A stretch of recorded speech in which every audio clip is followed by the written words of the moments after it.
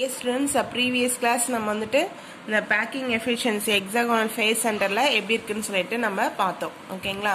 So now வந்து என்னன்னாக்கா phase center cubic close packingல packing efficiency வந்து எப்படி கண்டுபிடிக்கிறதுன்னு சொல்லிட்டு பார்க்கலாம். So this is the நம்மளுக்கு phase center cubic. ஓகேவா? நீங்க இந்த மாதிரி போட டயகிராம் போடணும்னா நீங்க சாதாரண டயகிராமே போட்டுக்கலாம் phase centerக்கு. So A B C The A க்கும் C க்கும் நம்ம வந்து ரேடியஸ் பாத்தீங்கன்னா R 2R plus R அப்ப மொத்தமா 4R. சோ நமக்கு லெந்த் ஏரியா லெந்த் பாத்தீங்கன்னா A so A cube. ஓகேங்களா? சோ அப்ப in angle ABC is அப்ப AC square, that is AC square is equal to AB square plus என்னன்னா BC square. So அப்ப இந்த ஸ்கொயர் வந்து இங்க ரூட்டா மாறிடுச்சா? AC is equal to root of AB square plus BC square. So அப்ப AB square க்கு வந்து பாத்தீங்க அப்படினாக்கா A. Then நமக்கு BC square க்கு வந்து என்னன்னாக்கா A square. அப்ப நமக்கு 2A square. அப்ப நம்ம 2A square க்கு ரூட் எடுத்தனாக்கா root 2 into A. ஓகேவா? So from the figure ல வந்து நம்ம R கண்டுபிடிச்சிடலாம். இப்ப AC is equal to நமக்கு எத்தனை R இருக்குனாக்கா 4R. அப்ப 4R. So அப்ப நமக்கு AC யோட வேல்யூ இங்க என்ன கண்டுபிடிச்சிருக்கோம்? root 2 into A. ஓகேவா? அப்ப R is equal to root 2 into A divided by 4.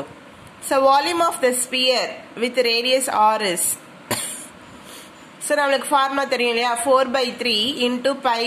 So அப்ப நமக்கு என்ன வரும்னாக்கா R cube, pi R cube. R cube க்கு R ஓட வேல்யூ இங்க என்ன கண்டுபிடிச்சிருக்கோம்? root 2 into A divided by 4 in the whole cube. ஓகேவா?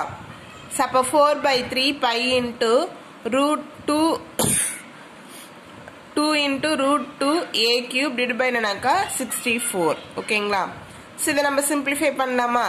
சப்ப நம்ம 6 டேபிள் நம்ம என்ன பண்ணோம்? சிம்பிளிஃபை பண்ணிருக்கோம். அப்ப சாரி 4th டேபிள்ல சிம்பிளிஃபை பண்ணிருக்கோம். அப்ப root 2 pi A cube divided by என்னன்னாக்கா 24. சோ அப்ப total number of spheres belongs to a single FCC unit cell is என்னன்னாக்கா 4. தெரியும் இல்லையா? 4 நமக்கு வந்துட்டு FCC cell total number of unit cell atom எவ்வளவு இருக்குன்னா 4. So therefore the volume of all spheres in face centered cubic unit cell அப்ப 4 into இந்த வேல்யூவை மல்டிப்ளை பண்ணிக்கிறோம். So இதை நம்ம சிம்பிளிஃபை பண்ணலாமா? அப்ப அது 6 டைம்ஸ் வரும் இல்லையா? அப்ப root 2 pi A cube divided by என்னன்னாக்கா 6. ஓகேயா? அப்ப root 2 pi A cube divided by என்னன்னாக்கா packing efficiency formula. So அப்ப நமக்கு என்னது? volume of the all sphere in FCC unit cell divided by என்னன்னாக்கா length.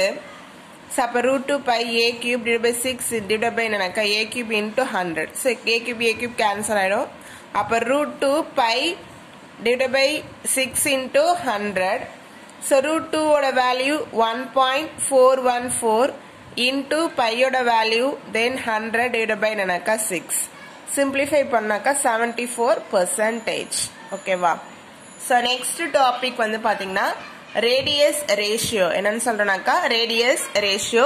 Radius ratio means the structure of an ionic compound depends upon the stoichiometry and the size of the ions. Okay, stoichiometry. So எவ்வளவு ions வந்து அதுல present ஆயிருக்கு, so stoichiometric balanced இருக்கா, அத வந்து சொல்றதா என்னன்னாக்கா radius ratio. Generally in ionic crystals the bigger anions are present in closed packed arrangements and the cations occupy the voids. So நமக்கு anion size என்னவா இருக்குனாக்கா பெருசா இருக்கும். So அப்ப அது என்ன பண்ணிருக்கு அப்படினாக்கா லாட்டிஸ் கிறிஸ்டல்ல போய் நமக்கு லாட்டிஸ் பாயிண்ட்ஸ்ல நமக்கு அரேஞ்ச் ஆயிட்டு அதுல இருக்க கேப்ல போயிட்டு எது நமக்கு அரேஞ்ச் ஆயிருக்குனா cations போய் அரேஞ்ச் ஆயிருக்கு.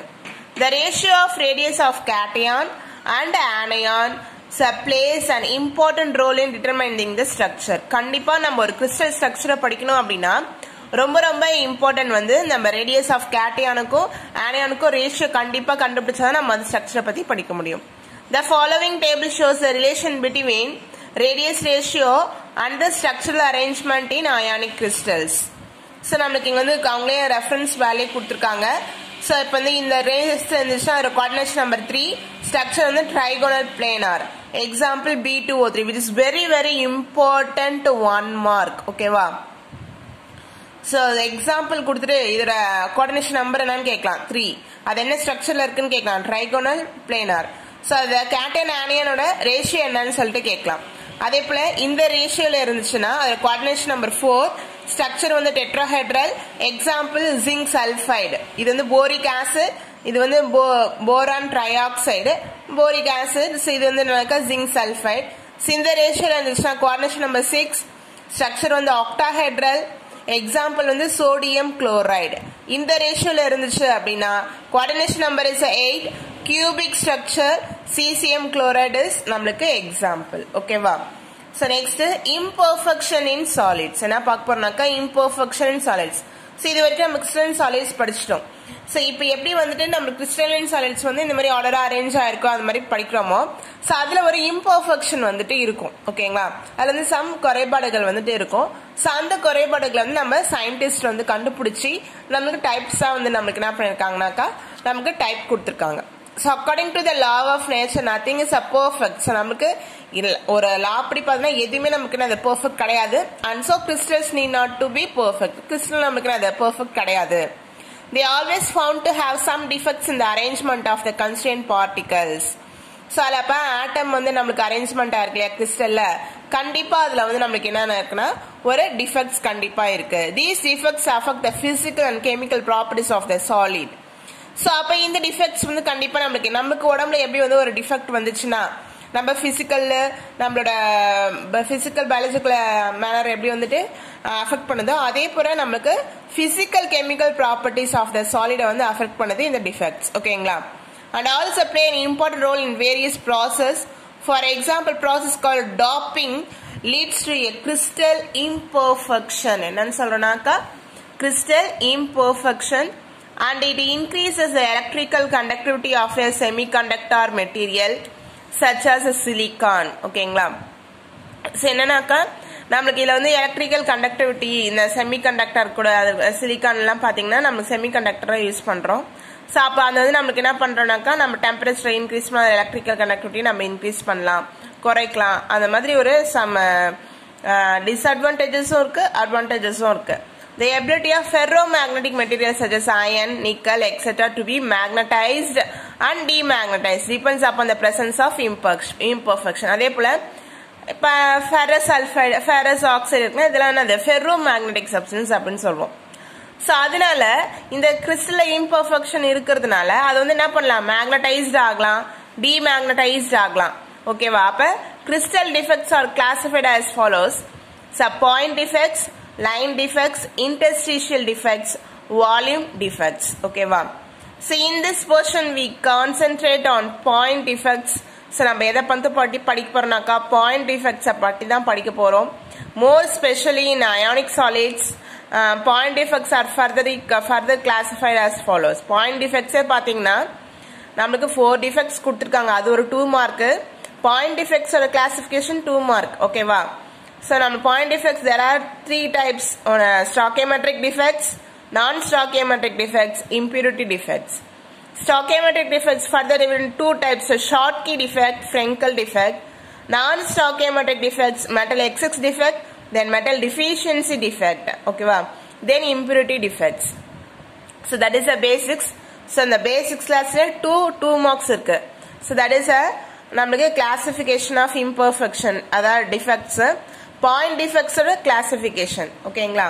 So today classல then radius ratio 1 mark. So radius ratio, then types, point defects ஓட types, then FCC ஓட இது பார்த்திருக்கோம். எதுனாக்கா நம்ம packing efficiency. ஓகேங்களா? So ரொம்ப நாள் ஆச்சு நம்ம cyclic test conduct பண்ணி. So today class we having a conduct a cyclic test. So என்னன்னாக்கா உங்களோட cyclic test questions வந்து உங்களுக்கு நான் இங்க வீடியோல காமிக்க. ஸோ முடிஞ்ச வரைக்கும் டுடே ஹோம்ஒர்க்கு டுடேவே சப்மிட் பண்ணிடுங்க சில்ட்ரன்ஸ். பிகாஸ் நான் நெக்ஸ்ட் டே வந்து மொபைல் யூஸ் பண்ண மாட்டேன். ஸோ அதனால் என்னால் ஹோம்ஒர்க் செக் பண்ண முடியல ப்ராப்பராக. ஸோ அதனால் நீங்கள் இன்றைக்கே சப்மிட் பண்ணிட்டீங்கன்னா நான் வந்துட்டு ஹோம்ஒர்க் செக் பண்ணிடுவேன். So you have to take a time. என்னன்னாக்கா இந்த 10 கொஷின்ஸும் படிக்கிறதுக்கு டைம் எடுத்துக்கோங்க. ஸோ ஒரு 3 o'clock இல்லை 4 o'clock மாதிரி நீங்கள் டெஸ்ட் எழுதி காமிங்க. ஸோ கிளாஸ் நோட்ஸ் ஃபாலோ பண்ணிக்கோங்க. Third cyclic test. ஸோ நம்மளுக்கு வந்துட்டு நம்மளுக்கு 5 சைக்கிளிக் டெஸ்டோட மார்க்ஸ் வந்து இன்டர்னல் மார்க்ஸ்க்கு எடுத்துக்கணும். எது பெட்டராக இருக்குன்னு பார்த்துட்டு நிறைய சைக்கிளிக் டெஸ்ட் கண்டக்ட் பண்ணுவேன். அதை வச்சு தான் நான் இன்டர்னல் மார்க்ஸே போடுவேன்.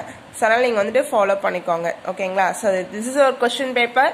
So you have to write the cyclic test for today. ஓகேங்களா? Thank you children's.